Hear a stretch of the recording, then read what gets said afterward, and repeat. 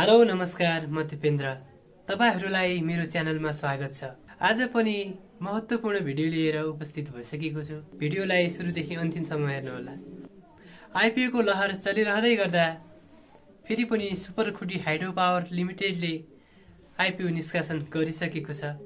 यस कम्पनीले सर्वसाधारणलाई कुल 12,86,500 किता शेयर निष्कासन गरिसकेको छ।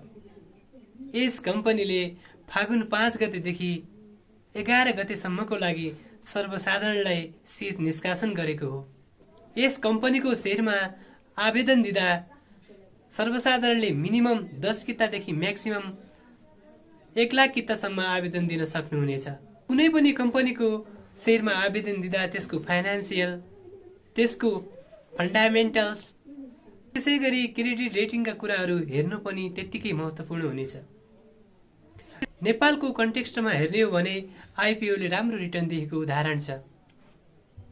त्यसैले भर्न चाहिँ नछुटाउनु होला। र यस्तै भिडियोको लागि सब्स्क्राइब र बेल आइकनलाई क्लिक गर्न नछुटाउनु होला। धन्यवाद, नमस्कार।